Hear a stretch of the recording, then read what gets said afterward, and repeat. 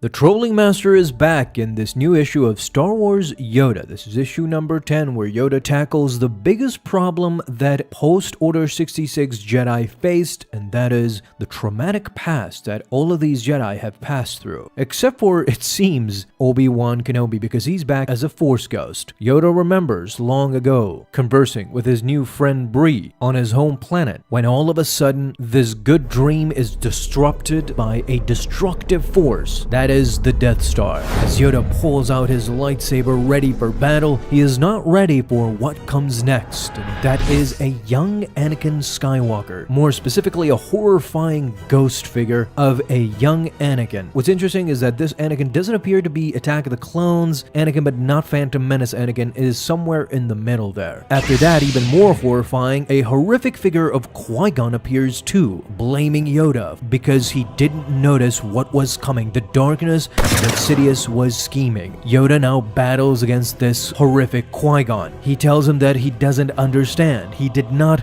and all of a sudden, the Death Star fires, destroying not only the planet, but Yoda as well. And at that point, Yoda wakes up, having lived through a very horrible nightmare just now. And who is there to greet him on Dagobah? Of course, the old trolling master, Obi-Wan Kenobi. As a Force ghost, he asks Yoda another bad dream. Yoda's still shaken up. He can't believe that Obi-Wan is still here, and Obi-Wan, in true trolling fashion, tells him that he isn't going anywhere, not until he listens to what he has to say. Yoda, without even talking to Obi-Wan, leaves the hut. Obi-Wan now follows him and asks him where is he going. It seems that Yoda has had enough of the trolling master. He tells him that he is going far away from him. He needs herbs for his soup. The soup that Yoda used to make. It was one of Obi-Wan's favorite, as he keeps stalking Yoda. A long time ago that was, Yoda says, when you were younglings, so young. As he travels though, he realizes that there are no herbs around here, but Obi-Wan thinks differently. This is the moment when we realize that something of significance has been discovered by Yoda. Of course, Obi-Wan might have helped in this case, and that is the dark side cave that we see in Empire Strikes Back. I would say you're exactly where you need to be, says Obi-Wan, from a certain point of view. And for the first time ever, this is the most interesting part. Yoda shows fear. He refuses to go inside. When Obi-Wan is baffled, Yoda says that strong in the dark side that place is, nothing will it prove. Then Obi-Wan says you have nothing to fear, nothing at all. Both of them exchange glances. Obi-Wan knows what Yoda has suffered through.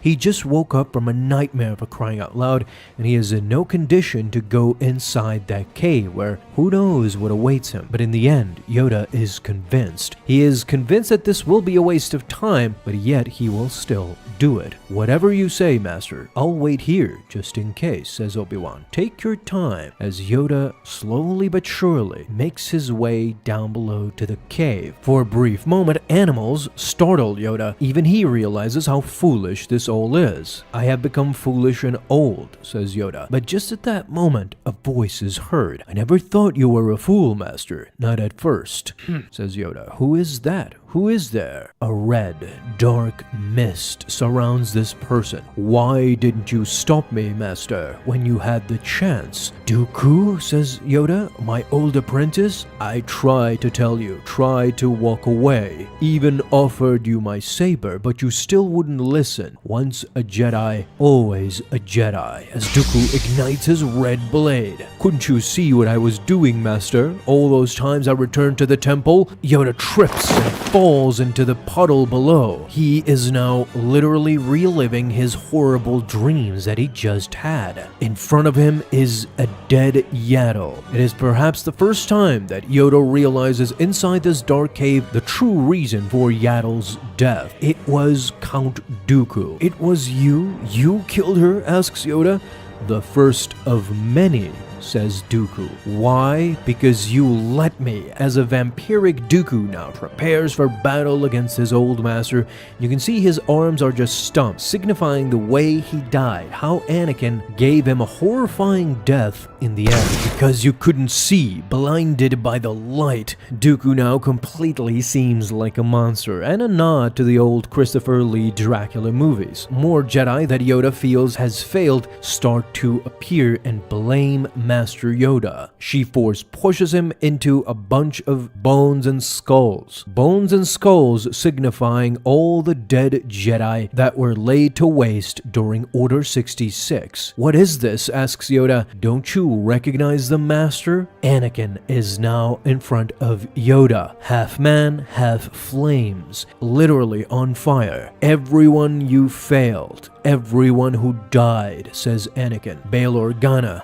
Mace Windu, Padme all start to re-emerge from the skulls. Yoda, now completely engulfed in fear, starts to yell out, "Please, I didn't know, couldn't know." And right in the nick of time, the biggest nemesis of Yoda appears. It is Palpatine shooting out Force lightning from both his arms. Behind him, both of Palpatine's apprentices, Count Dooku and Darth Vader. And that is why you are here, Master Jedi. The greatest of all my apprentices, Yoda the blind, the unaware. There's no way back, you know that, don't you? Because of you, exclaims Palpatine. Yes, because of me. No way back. Hopeless. This is as Yoda starts to accept his failure. Accept that he had let everybody down by not recognizing what Palpatine was really after. And that is when he hears the music. He goes back to the loving memories of his past. This is the moment when Yoda truly realizes that the greatest teacher failure is. He remembers. With a soft smile, he remembers everything as he bursts out of the skulls and virtually destroys not only his enemies, but his greatest enemy of the Jedi, fear. As Yoda emerges from the cave, he's still amazed that Obi-Wan is lurking around. "I told you," says Obi-Wan, "I'm not going anywhere, not until you are ready." Yes, the answer to your question is yes, says Yoda. What do you have there? A present from days gone by, and a reminder for those who are to come. It's the music instrument from Bree. It appears that Yoda had it with him this entire time. "Now go, you must," says Yoda. "The boy is in danger." So it seems Hoth is such a forbidding world, but what of you, old friend? Will you be ready when he comes? Both of them right now are talking about Luke Skywalker, who is roaming around Hoth at this point in time, and it appears that this is just before Obi-Wan appears to Luke on Hoth, instructing him to find Yoda on Dagobah. "Ready to teach?" asks Yoda. "Yes, I will. Ready to teach and ready to learn." As he plays his instrument, all those good memories of his Jedi days start to give him hope and peace. This is when I have to tell you goodbye, my friends, and this was a great story from issue number 10, again, Star Wars Yoda. It's a great series. Check it out. Talk to me about this journey down in the comments. What did you guys really think?